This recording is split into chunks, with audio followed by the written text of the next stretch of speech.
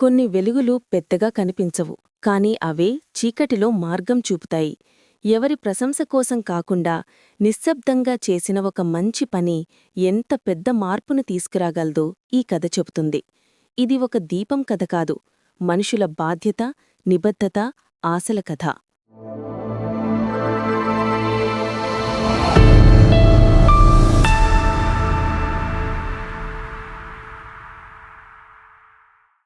పచ్చిని కొండల మధ్య ఉన్న ఈ చిన్న గ్రామం ప్రతి ఉదయం కొత్త ఆశలతో మేలుకుంటుంది. ఈ గ్రామం మధ్యలో ఉన్న పురాతన ఆలయంలో ఒక దీపం నిశ్శబ్దంగా వెలుగుతోంది. ఆ దీపం గ్రామానికి రక్షణ అని ప్రజలు నమ్ముతారు. ఆ వెలుగు మాటలాడదు, కాని మార్గం చూపుతుంది. రమణ అనే వృద్ధుడు రోజూ ఆలయానికి వచ్చి ఆ దీపాన్ని శ్రద్ధగా చూసుకుంటాడు.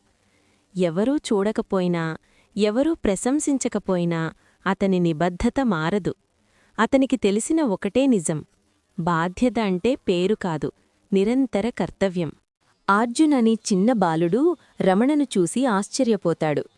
ఒక దీపం కోసం ఇంత శ్రమ ఎందుకు అని అతను ఆలోచిస్తాడు. రమణ చిరునవ్వుతో దీపం వైపు చూస్తాడు. కొన్ని విషయాలు కనిపించడానికి చిన్నవైనా వాటి ప్రభావం చాలా పెద్దది. ఒక రాత్రి గ్రామాన్ని భారీ తుఫాను కమ్మేస్తుంది. చీకటి, వర్షం, భయం అన్నీ కలిసిపోతాయి.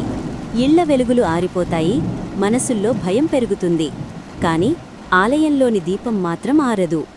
ఆ చీకటిలో ప్రజలు ఆ దీపపు వెలుగును చూస్తారు. ఒక్కొక్కరుగా అందరూ ఆలయానికి చేరుకుంటారు. భయం స్థానంలో ధైర్యం వస్తుంది.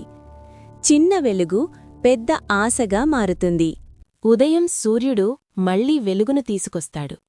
గ్రామం క్షేమంగా ఉంది.